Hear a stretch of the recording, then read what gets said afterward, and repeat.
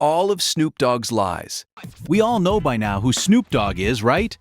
A well-known rapper from the golden era, a Crip, Tupac's best friend, guy who stood up to Suge? Well, out of all his stories, at least 90% are just fake. Snoop Dogg claimed to be a gang member, rolling with Long Beach Crips, but he never did anything for the gang. It was just stories to boost his popularity. Thus why both him and Dre were called studio gangsters. He was even threatened by his own gang, Long Beach Crips, even though he claimed to be a big and influential member of the gang. I mean, Snoop always wears blue and represents, right? Well, again, it's all just publicity. The talk about him standing up to his boss, Suge Knight? Also false. Snoop talked big about Suge, calling him a rat and making jokes about him now owning Death Row Records. But he only did that after Suge was already in prison.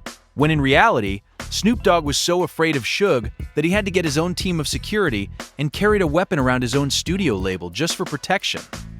He often lied about Tupac as well, one time stating that they almost got into a fight with Nas, which Nas himself said was false.